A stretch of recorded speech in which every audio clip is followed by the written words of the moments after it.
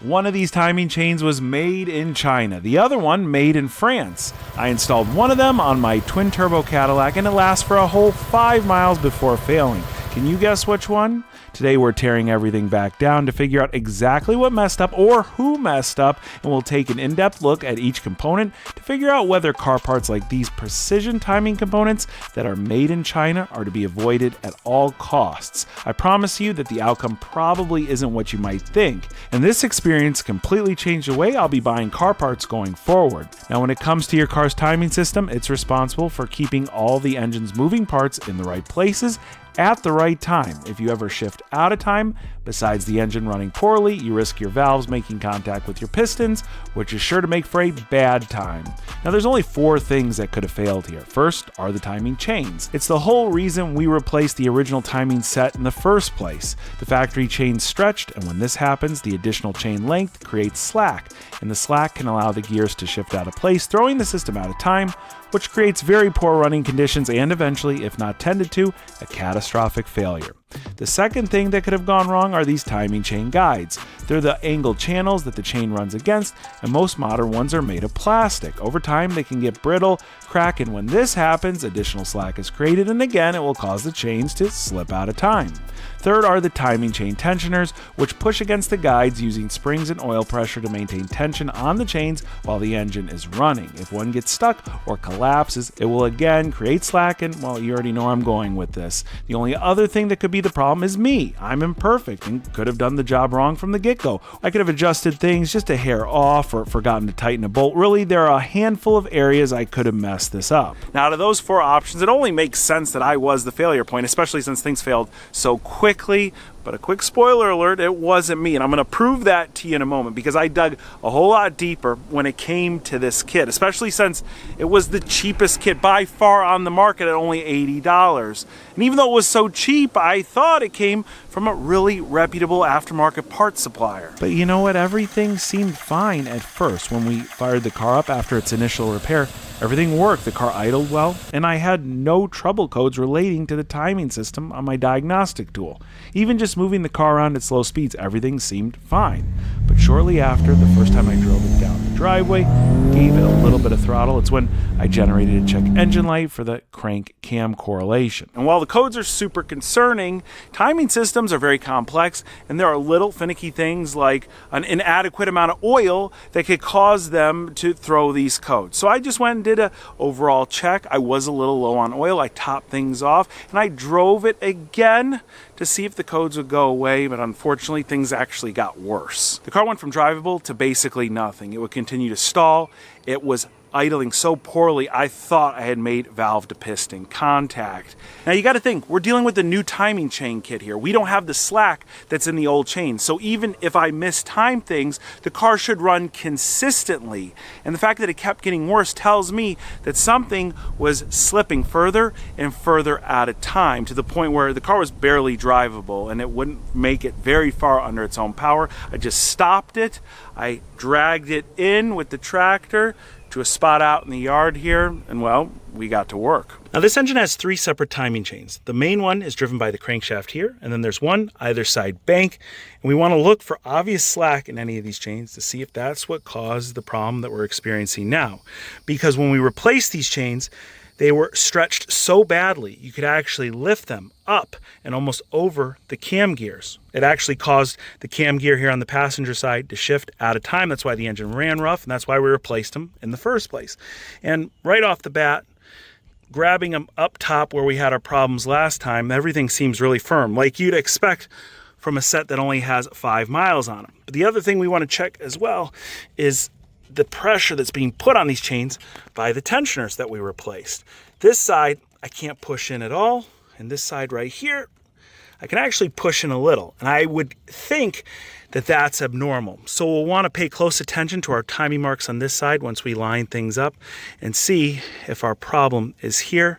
Now our last tensioner is all the way down here, and well, it's compressed most all the way, which could be normal, could be a problem. You know, I don't see anything obvious, except for the fact that we're going to be hunched over this engine for quite some time figuring out what went wrong. Luckily, I wore my Tecovas, which have great support, making them supremely comfortable.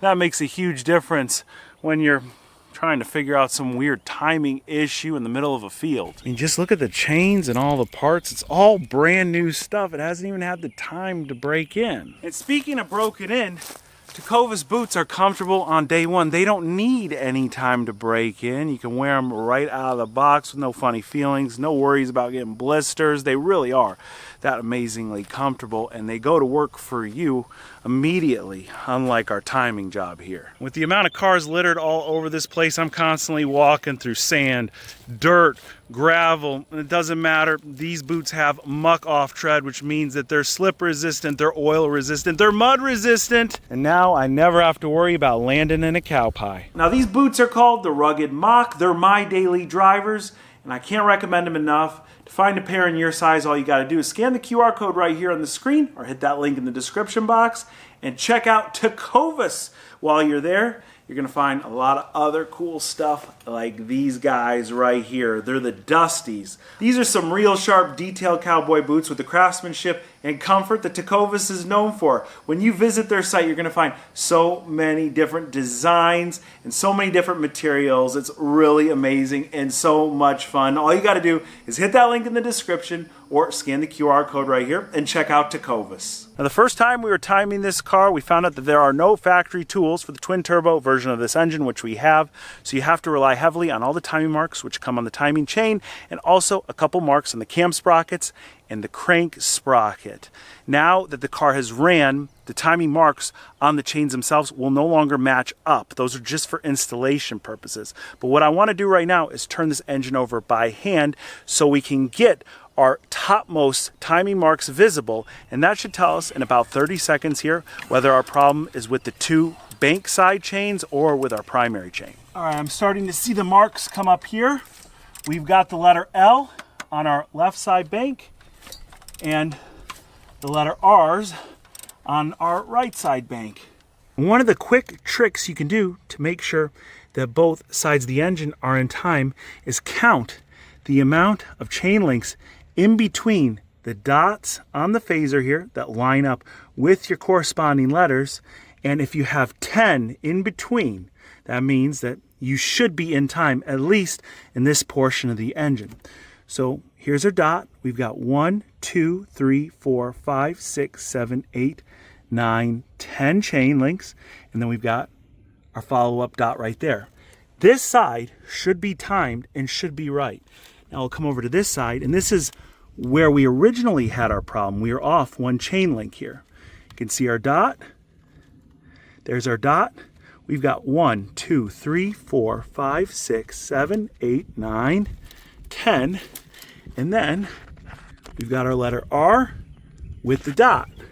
So this side is in the same exact position as where we left it before, and it should be right. Since we verified that both sides are in time here, I'm going to focus a lot of my efforts not only on the chain down here, but on the tensioner, because besides this amount of slack that I don't like here, the other thing I don't like is that tensioner just seems to sit very low, almost collapsed, and hardly move as we're spinning this thing over by hand. Now, to figure out if our main chain is the issue, we got to get this engine in top dead center, and to do that, we've got to get out our number one spark plug.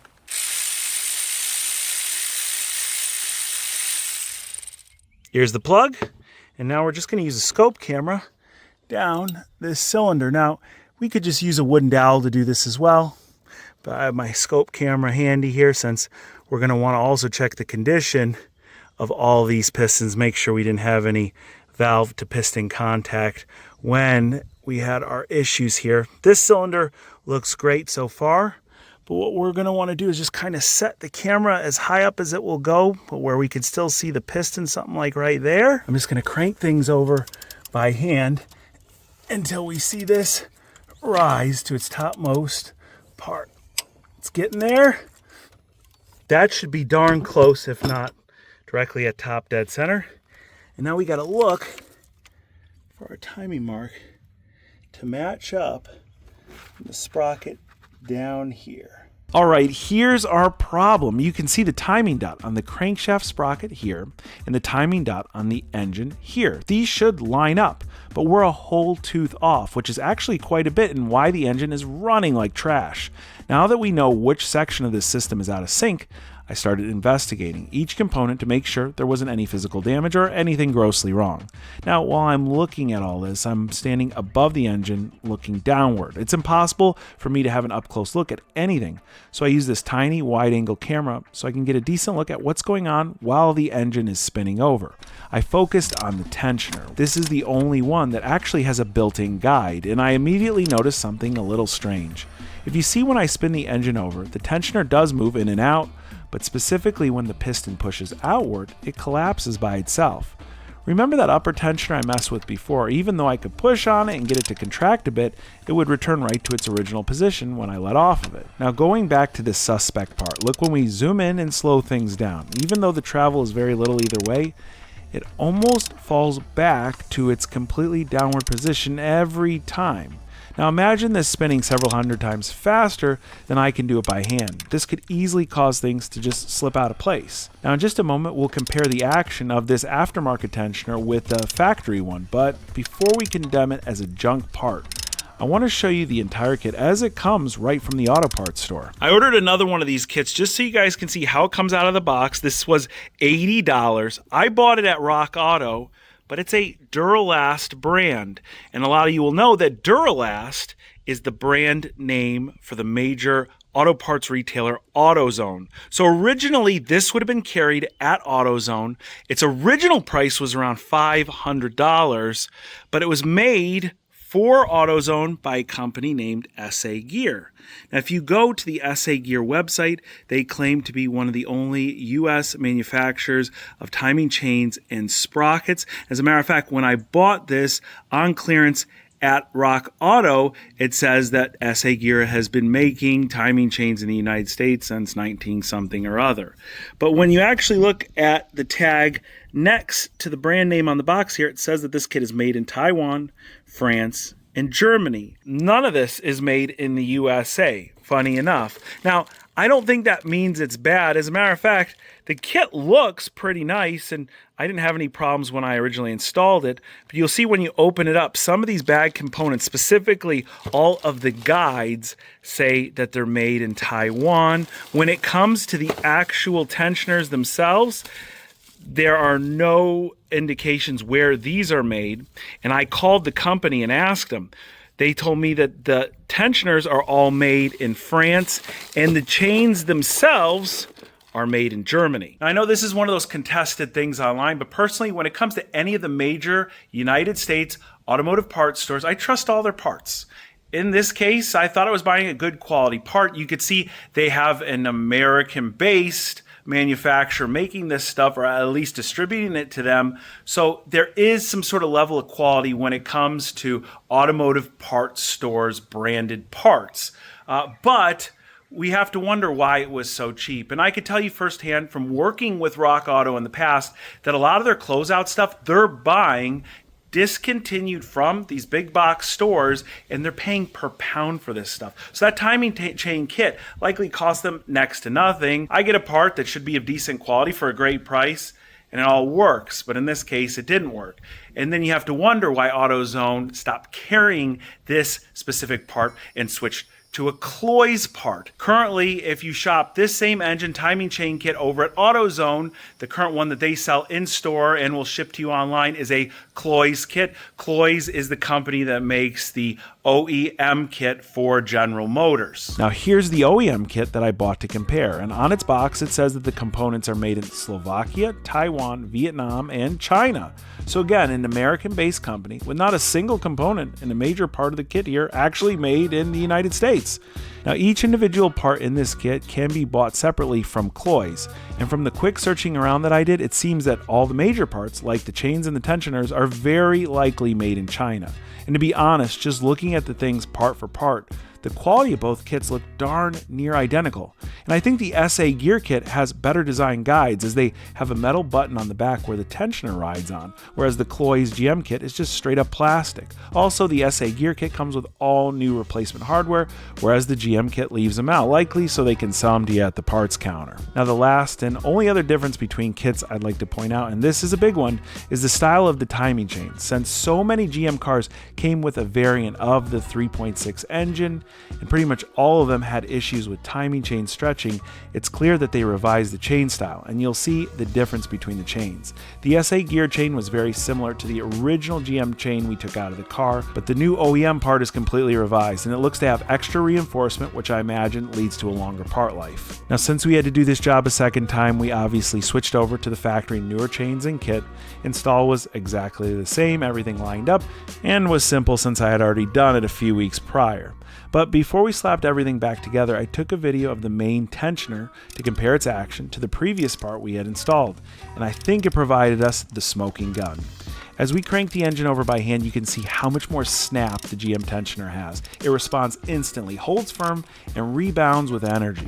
Keep in mind, this one was made in China, but there's a reason that General Motors sells and trusts these pieces over the other makes. They simply work. And it's proof that something so small, something that would never be apparent during the install process, could cause such a bad time.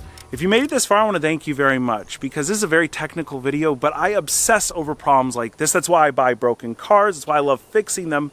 But for us to experience the problem after going through such an extensive repair, I wanted to get to the bottom of it. And even though we've seen that side-by-side footage that I think demonstrates exactly what went wrong here, I made one last phone call to SA Gear. Since they are an American-based company, they've got a phone number that a human answers. And when I talked to them and gave them the specific part number, they didn't tell me instantly, but after pressing several times, they did say that the main tensioner in this kit was known to be problematic.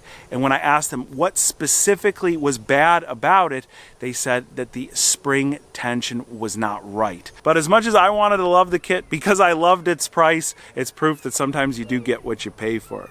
Now, with a new set installed in this car that seemingly works a whole lot better, there's just one last thing we got to do, and that's drive the thing and hope it makes it more than 5 miles.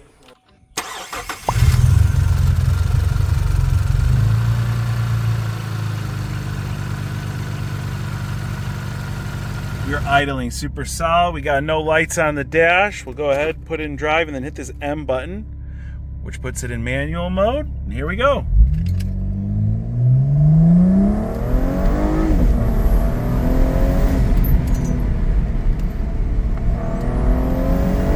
So out of the box, this car comes with 420 horsepower. It comes with a lot of cool stuff too, like a mag ride damper system and a limited slip diff, like right out of the C7 Corvettes. But when we were fixing it the first time, we installed a handful of performance parts from ZZ Performance. They're the guys known for this platform, the twin turbo Cadillacs, the CTS V Sports, and the ATS Vs. And while everything was apart, we threw in a full exhaust system, including a high flow set of downpipes and their air intake. That's why you can hear all these amazing turbo noises.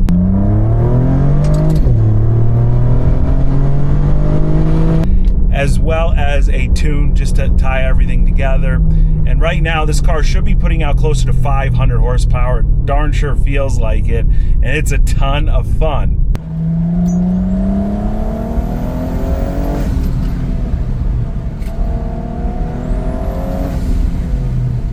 Especially considering that it only cost $8,000 when we bought it broken. The only thing that would have made that a lot better is if I didn't have to do the timing job twice over.